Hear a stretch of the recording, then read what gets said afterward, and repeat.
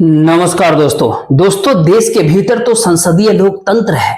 कोई राष्ट्रपति प्रणाली अमेरिका के तर्ज पर भारत देश के भीतर तो है ही नहीं। अमेरिका में तो नया राष्ट्रपति आएगा तो फिर उसके बाद क्या एफबीआई और क्या सीआईए, यहां तक कि तमाम संस्थानों के भीतर काम करने वाले वरीय अधिकारी बदल दिए गए। तमाम महत्वपूर्ण जगहों पर नियुक्त जो भी अलग अलग संस्थानों के मुखिया थे, हेड थे, उनको बदल दिया गया। यानी एक समय डेमोक्रेट्स के हिसाब से वहां की सत्ता चल रही थी और वहां का सिस्टम चल रहा था, लेकिन अब रिपब्लिकन का सरकार है, डोनाल्ड ट्रंप की सरकार है, तो फिर उनके हिसाब से अमेरिका की सत्ता चल रही है और पूरा सिस्टम उन्हीं के अनुकूल बनाया गया है कि कोई भी सवाल खड़ा ना करे। लेकिन भारत देश के भीतर ऐसा संभव नहीं है। भारत में प्रधानमंत्री चुने जाते हैं, लेकिन ऐसा बिल्कुल भी संभव नहीं है कि वो आते ही इस भारत देश के भीतर सुप्रीम कोर्ट के भीतर उठापटक कर दे। इस भारत देश के चुनाव आयुक्त और चुनाव आयोग के भीतर तमाम अधिकारियों को लगातार बदल डाले। यह भी संभव नहीं है कि इस भारत देश के भीतर ईडी, सीबीआई, सीएजी, सीबीसी तमाम जगहों के ऊपर वह अपने लोगों की नियुक्ति कर डाले। भारत देश के भीतर यह संभव नहीं है।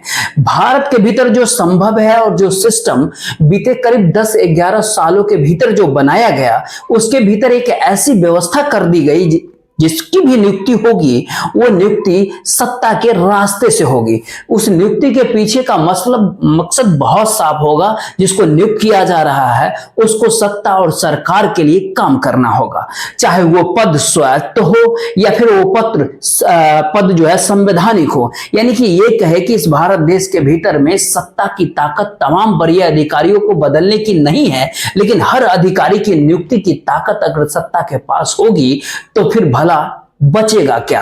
और शायद यही वो सिस्टम है जो बीते करीब एक दशक के भीतर यानी 10-11 साल के भीतर इस देश के भीतर जिस तरीके से बनाया गया, और ऐसी परिस्थिति इस भारत देश के भीतर इससे पहले कभी भी नहीं थी। क्या सच में किसी ने कल्पना किया था कि इस भारत देश के भीतर मुख्य चुनाव आयुक्त कौन होगा, चुनाव के भी दौरान कौन कौन अधिकारी कैसे कैसे काम करेंगे, ये काम भी सत्ता करेगी। ईडीआई, सीबीआई, सीएजी, ये सब सत्ता के इशारे पे काम करेगी। इस देश के भीतर जो तमाम सरकारी मंत्रालयों के जो दस्तावेज को खंगाल करके ये बताती है कि कितना खर्च हुआ, खर्च सही हुआ भी या फिर नहीं हुआ, टैक्स पेयर के पैसे का इस्तेमाल आपने सही तरीके से किया या गलत तरीके से किया। वो सीएजी की नियुक्ति भी अगर वर्तमान सत्ता ही कर रही है तो फिर वहां पर सत्ता से सवाल पूछेगा कौन। यानी ये कहे कि इस भारत देश की हायरार्की के भीतर मौजूदा राजनीतिक सत्ता ने जो सिस्टम बनाया, क्या उसके भीतर पहली बार देश के सर्वोच्च न्यायालय ने सेंध लगा दी है, यानी सुप्रीम कोर्ट ने सेंध मारी कर दी है। यह सवाल आज के दौर में इसलिए बड़ा है क्योंकि सबसे महत्वपूर्ण पद संवैधानिक तौर पर इस देश के भीतर राज्यपाल का होता है, और राज्यपालों की नियुक्ति सियासी तौर पर होती है, यानी राजनीतिक तौर पर होती है। और कमोबेश इस देश के हर राज्य के भीतर जहां पर भारतीय जनता पार्टी की सरकार नहीं है, वहां पर राज्यपाल वहां की चुनी हुई सत्ता से टकराते हुए दिखाई देती है। और ये कोई आज का सिलसिला नहीं है, ये तो राज्यपालों के आसरे राज्यों को अपने अनुकूल करने की सोच इससे पहले भी रही है। लेकिन राजनीतिक तौर पर, सियासी तौर पर इतना पॉलिटिकल कोई राज्यपाल हो सकता है कि राज्यों के बिलों को ही उसने रोक डाला। यानी जो उसके अपने अधिकार क्षेत्र का दायरा है वो उससे वो 4 कदम आगे निकल जाए। और याद कीजिए, महाराष्ट्र के भीतर तो एक पूरी व्यवस्था राज्यपाल ने इस तरीके से खड़ा कर दिया कि एक झटके में एक वक्त वहां के चुनी हुई गठबंधन की सरकार धराशायी हो गई, पार्टियां टूट गई। तो फिर ऐसे में राज्यपाल की जो भूमिका है, सुप्रीम कोर्ट ने उसको अगर नए तरीके से ये कह करके व्याख्यात कर दिया कि यानी कि ये कहे कि परिभाषित कर दिया कि आप अपनी हदों में ही रहे तो अच्छा होगा, संविधान के हिसाब से आप काम करें तो अच्छा होगा, पार्टी के लिए आप काम बिल्कुल भी ना करें। और ये असर तमिलनाडु को लेकर के जो सुप्रीम कोर्ट के भीतर जजों ने जो व्याख्यान दिया, वो इस मामले को लेकर के चौंकाने वाला है, क्योंकि आधे दर्जन से अधिक मामले और आधे दर्जन से अधिक राज्यों की हकीकत इस समय राज्यपाल अपने इशारे पर उस राज्य की चुनी हुई सरकारों से न सिर्फ टकराते हैं बल्कि ये कहे कि उसको रोकने की प्रयास भी करते हैं। वहीं एक दूसरी परिस्थिति यह भी नजर आई, इस भारत देश के भीतर ने अगर सत्ता ने सीबीआई और ईडी को अपने अनुकूल कर लिया तो कोई भी जांच होगी, उस जांच की शुरुआत और उस जांच का अंत जो है, या फिर उस जांच को लेकर के सरकारी रिपोर्ट तभी सामने आएगी जब आप प्रभावित कर सकते होंगे वहां के चुनाव को लेकर के।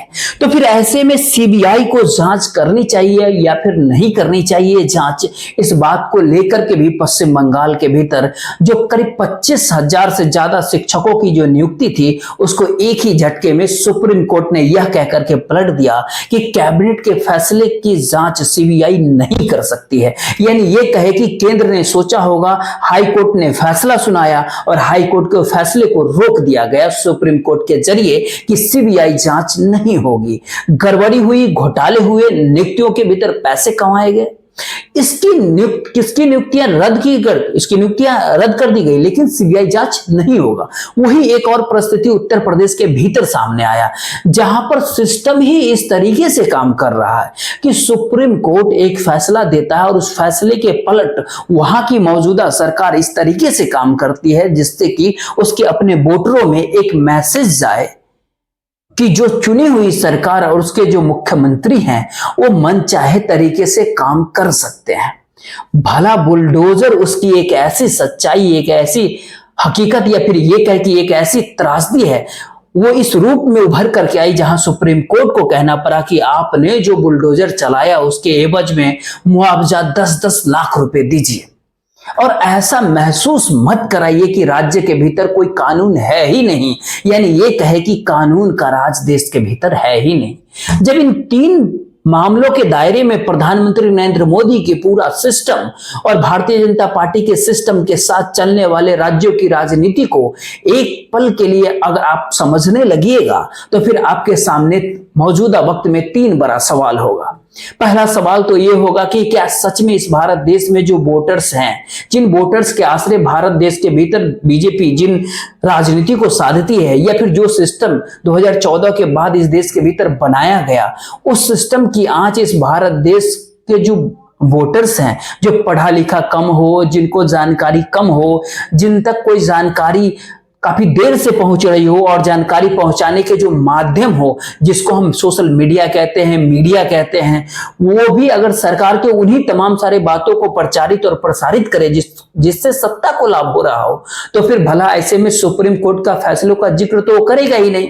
वो बिल्कुल भी नहीं बताएगा कि सरकार के सिस्टम को सुप्रीम कोर्ट ने संवैधानिक तौर पर धराशायी कर दिया। वो इस दिशा में बिल्कुल भी देखेगा ही नहीं। यानी ये कहे कि तमाम वो परिस्थितियों के भीतर एक ऐसा सिस्टम देश के भीतर बीते 10-11 वर्षों के भीतर बना दिया गया जिसमें सिंध कौन लगाए।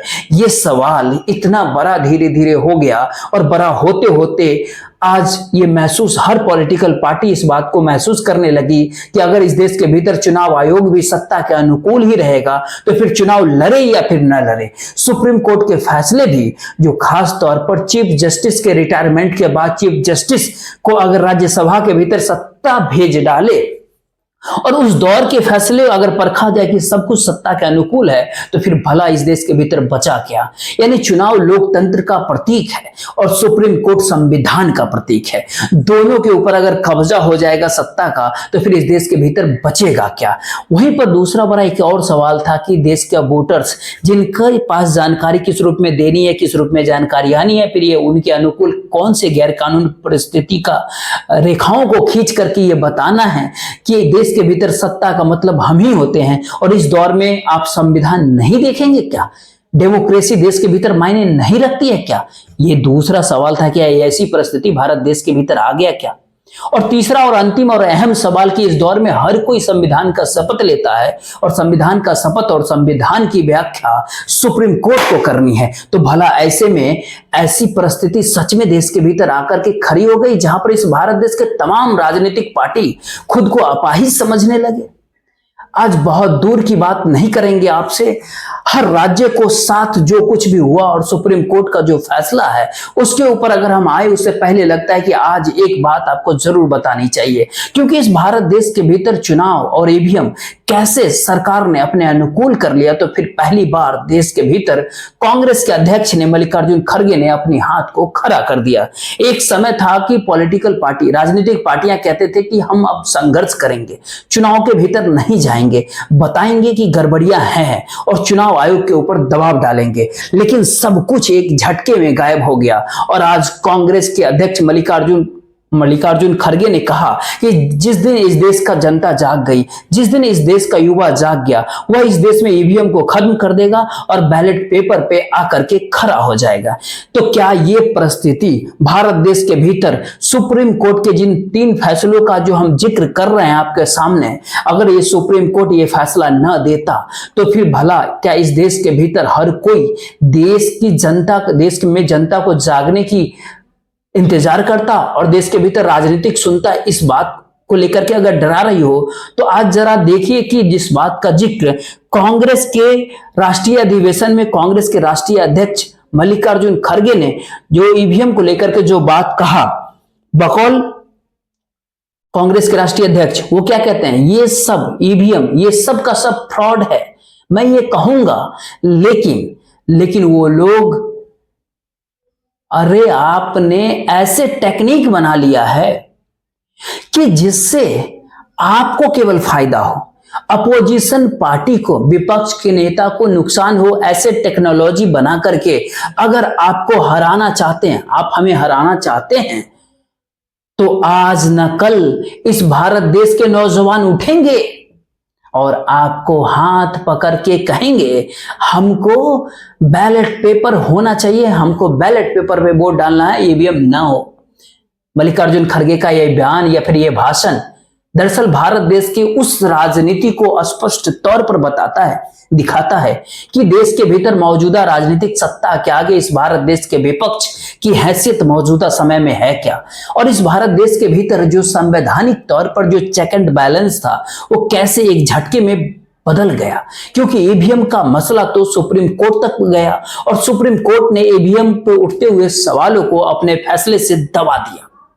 तो फिर ये तमाम सारा सवाल खड़ा हुआ, क्या देश के भीतर लोकतंत्र का उसका पाठ इस दौर में संवैधानिक तौर पर इस देश के भीतर हो रहा?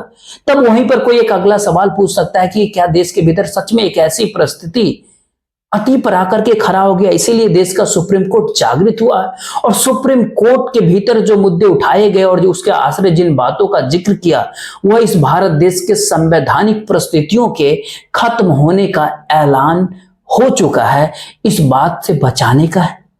क्योंकि तमिलनाडु सरकार ने करीब 10 बिल जो राज्यपाल के पास भेजे, वो राज्यपाल ने बीते करीब 17 महीनों से रोक रखा था और करीब 16 महीने हो गए सुप्रीम कोर्ट के भीतर इस मामले को पहुंचा हुआ।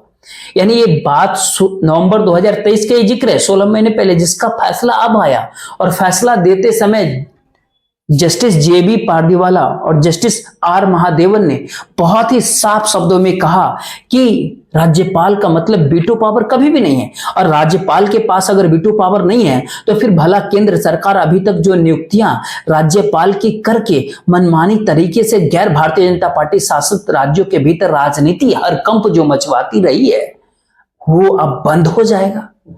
बिहार के राज्यपाल मोहम्मद आरिफ इससे पहले केरल के राज्यपाल थे, इस देश के उपराष्ट्रपति इससे पहले पश्चिम बंगाल के राज्यपाल थे जो अभी देश के उपराष्ट्रपति है। इन्होंने क्या कुछ किया ये कुछ बताने की आज आपको जरूरत है नहीं। पंजाब के राज्यपाल बनवारी लाल साहब, उन्होंने भी बिल रोका, सुप्रीम कोर्ट को कहना पड़ा कि आप आग से खेल रहे हैं साहब। और ये परिस्थिति केरल के भीतर भी है, वहां पर भी बिल रोके गए जिसकी सुनवाई अगले सप्ताह में होनी है।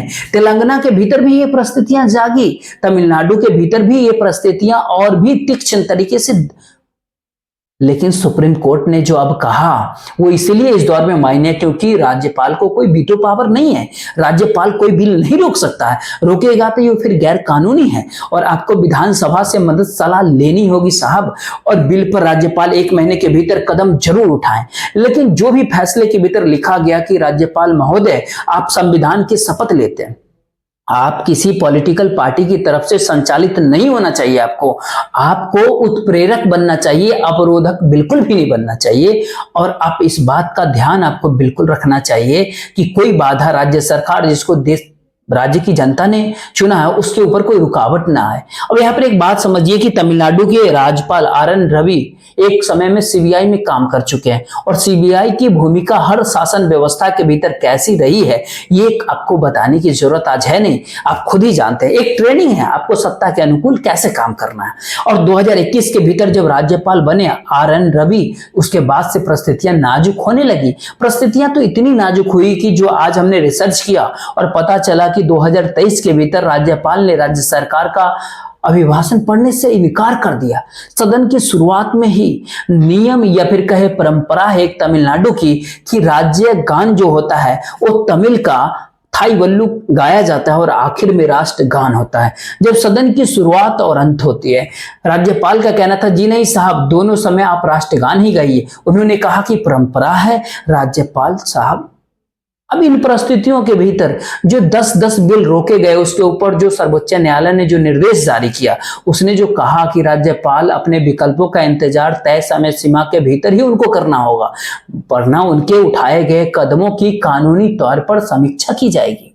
यानी ये कहे कि उनके ऊपर कार्रवाई की जाएगी। ये कमोबेश हर राज्यपाल के लिए है और दिल्ली के राज्यपाल सिस्टम पर पहला और वहीं पर दूसरा राज्यपाल बिल रोके या फिर राष्ट्रपति के पास भेजे। उनको ये काम मंत्री परिषद की सलाह से 1 महीने के भीतर भीतर ही करना होगा और जब विधानसभा दोबारा भेजती है तो फिर 1 महीने में आपको मंजूरी देनी ही होगी। और राज्यपाल की सारी कार्रवाई संसदीय लोकतंत्र के सिद्धांत के हिसाब से होना चाहिए। इसीलिए सर्वोच्च न्यायालय ने कहा, सुप्रीम कोर्ट ने कहा, जो भी फैसला आपने रोका था दूसरी बार जैसे ही विधानसभा ने भेजा आप उसको लागू मान लिया गया। यानी यह कहे कि पहला मैसेज राज्यपालों की ताकत के ऊपर सीधा नकेल कसने की स्थिति में देश के सर्वोच्च न्यायालय आकर के खड़ी हो गई। यानी कि पहला सिस्टम डगमगाया।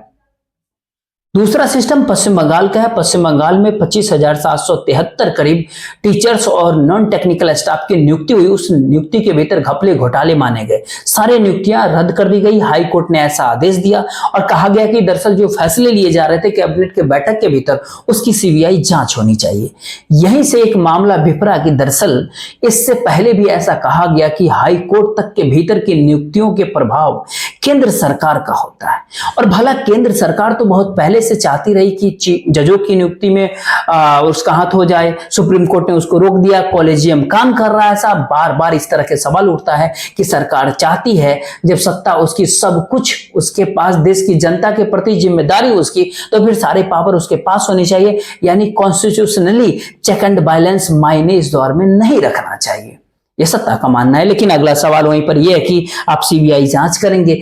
अगले साल पश्चिम बंगाल के भीतर विधानसभा का चुनाव है, उस समय सीबीआई कोई रिपोर्ट देगी, वो रिपोर्ट चुनावी मुद्दा बन जाएगा। सुप्रीम कोर्ट ने कहा देखिए साहब, कैबिनेट के फैसलों के ऊपर सीबीआई जांच नहीं की जा सकती है। यानी ये कहे कि हाई कोर्ट का फैसला बदल दिया गया। ये अलग बात है कि बात घपले घोटाले की है, घपले घोटाले वहां हुए हैं। ममता बनर्जी के भतीजे अभिषेक बनर्जी के ऊपर आरोप है, हर सीट के लिए 5 से लेकर 15 लाख रुपए तक लिए गए। बीजेपी का ऐसा आरोप है 700 करोड़ की वसूली की गई है।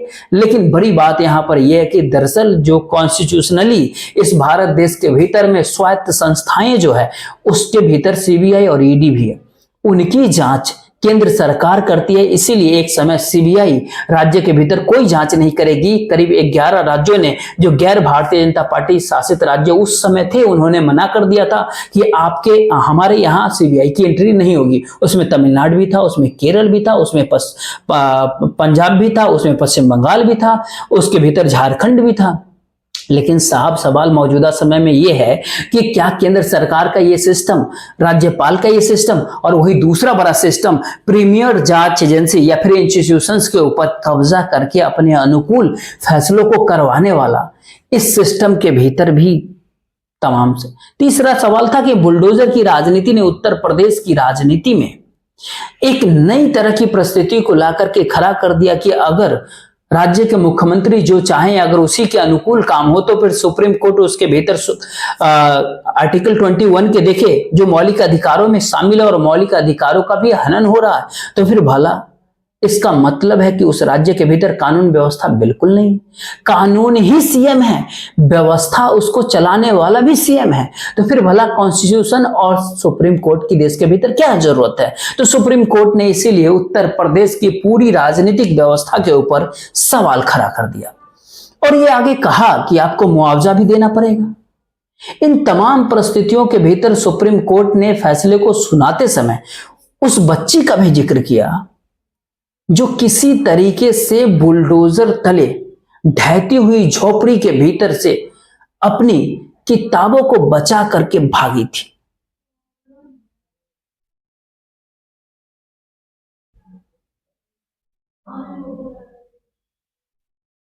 जाहिर सी बात है, इस तस्वीर को देख करके सुप्रीम कोर्ट बड़ा द्रवित हुआ और जस्टिस अभय एस ओका और जस्टिस एन कोटेश्वर ने खुलेआम खुले तौर पे कहा कि आपको हज उस गिराए हुए घर का मुआवजा देना पड़ेगा।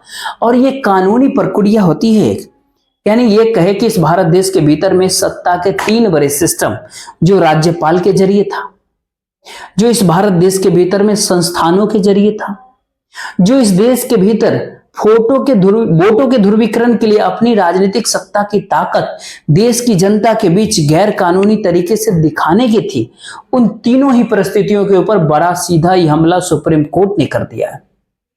और शायद ये इसलिए भी कहीं ज्यादा इस दौर में महत्वपूर्ण हो जाता है क्योंकि अगर आप बीते 10-11 साल की भीतर की परिस्थितियों को अगर समझे तो खुले तौर पर खुलेआम बार बार राजनीतिक सत्ता का मैसेज देश के भीतर यही रहा कि देश की जनता ने हमें चुना है और हमारे पास वो सारी ताकत है जिस ताकत के आश्रय हम जो चाहे वो कर सकते हैं। भला इस देश के कानून मंत्री रहते हुए किरण रिजिजू ने तो रिटायर्ड जजों तक को चेता डाला कि आप इधर उधर की बात मत कीजिए, जिम्मेदारी हमारी है, चुनाव हमें लड़ना पड़ता है। यानी ये कहे कि अमेरिका के सिस्टम के भीतर हर कोई इस बात को जानता है कि वहां पर राष्ट्रपति प्रणाली है और जो व्यक्ति राष्ट्रपति अमेरिका का बनेगा वो अपने पार्टी और अपने पार्टी मैनिफेस्टो के अनुकूल तमाम संस्थानों को बदलेगा और उसके बाद एक कार्रवाई होगी। लेकिन सुप्रीम कोर्ट और इलेक्शन कमीशन के भीतर वहां पर कोई भी दखल अंदाजी नहीं हो पाती। लेकिन भारत के भीतर डेमोक्रेसी पार्लियामेंट्री डेमोक्रेसी है और इन तमाम चीजों के बावजूद भी नियुक्तियों को लेकर के और डर और भय और इन तमाम बातों के बीच डेमोक्रेसी के पिलर्स और उसके भीतर भी 4th पिलर को अपने अनुकूल अगर कर लिया गया तो भला उसके बाद वो कौन सी ऐसी परिस्थिति इस भारत देश के भीतर बनेगी। शायद इसीलिए मल्लिकार्जुन खड़गे जो इस देश के भीतर कांग्रेस के राष्ट्रीय अध्यक्ष है वर्तमान में, उसने हाथ खड़ा कर दिया और उन्होंने कहा कि जिस दिन इस देश की जनता जाग गई उस दिन ईवीएम से नहीं बैलेट पेपर से इस देश में चुनाव होगा। तो क्या ये कहा जा सकता है जिस दिन इस भारत देश की जनता जाग उठी उसी दिन राज्यपालों के ऊपर होने वाला खर्च और हर राज्य की राजधानी के भीतर उनके आलीशान बंगले उनसे छीन लिए जाएंगे? क्या ऐसा कहा जा सकता है जिस दिन देश की जनता जाग उठी उस दिन इस भारत देश के भीतर जो भी संवैधानिक और स्वायत्त संस्थाएं हैं उसके भीतर काम करने वाले नौकरशाह ब्यूरोक्रेट्स अगर वो अपना काम नहीं करके सत्ता के लिए काम करेंगे तो सार्वजनिक तौर पर उनके बहिष्कार की स्थिति आ सकती है और इस भारत देश के भीतर में एक राजनीतिक टर्मोइल की स्थिति आ सकती है। क्या ऐसा कहा जा सकता है इस भारत देश के भीतर अगर सच में देश की जनता अगर जाग गई तो क्या वो इस बात को जान जाएगी कि प्रचार प्रसार के ऊपर टैक्स पेयर का पैसा कितना खर्च होता है, किस रहीसी के साथ सरकारें देश के भीतर चल रही है, किस तरीके से हर संस्थानों के ऊपर इस भारत देश की सत्ता अपने अनुकूल फैसले को दिलाने और अपने अनुकूल कार्रवाई करवाने के लिए पूरी मशक्कत और पूरी मेहनत पूरी पहल करती है। और ये ताकत संसद के भीतर बहुमत के साथ क्या सच में मिल जाएगी जहां पर जैसी इच्छा होगी वैसा किया जाएगा, चाहे वह चुनाव आयुक्त की नियुक्ति के ऊपर पार्लियामेंट का फैसला हो या फिर एक समय देश के किसानों के 3 बिलों का जिक्र हो और उसके ऊपर सुप्रीम कोर्ट की खामोशी रह गई हो, खुद मौजूदा सरकार को बदलना रह गया हो क्योंकि इस भारत देश का किसान संघर्षरत था। यानी यहाँ पर 2-3 सवाल जो अंत में जो काफी महत्वपूर्ण हो जाता है। एक सवाल तो ये क्या सच में इस भारत देश के भीतर लोकतंत्र के तहत राजनीतिक दलों की जो चुनावी राजनीति है उसके भीतर कोई मतलब नहीं, मायने नहीं है। वहीं पर एक और सवाल है कि इस भारत देश के भीतर जो एडमिनिस्ट्रेशन की जो पूरी न्याय की व्यवस्था है, उस न्याय की व्यवस्था को ही पूरे तरीके से सत्ता को सौंप दिया गया है। यानी ये कहे कि अन्याय को न्याय के रूप में दिखाने और प्रदर्शित करते हुए जो डेमोक्रेसी के तमाम पिलर्स काम कर रहे हैं, उसके भीतर क्या सच में एक गहरी अंधेरी खाई है? अगर इन दोनों सवालों के अक्षतले मौजूदा समय में देश के सुप्रीम कोर्ट के फैसलों से जो एक खुली कह सकते हैं हवा का झोंका जो इस देश के भीतर आया है, तो शायद इस देश के हर संस्थान, हर स्वायत्त संस्थान, हर संवैधानिक संस्थान और इस देश के हर पिलर्स को, डेमोक्रेसी के हर पिलर्स को समझना पड़ेगा, वह अपना काम करे और परिस्थितियां पटरी पर लौट आएगी, खुद ब खुद लोकतंत्र लौट आएगा और ये बहस की गुंजाइश खत्म हो जाएगी कि भारत के भीतर लोकतंत्र है या फिर नहीं है। देखते रहिए। बहुत बहुत धन्यवाद। जय हिंद।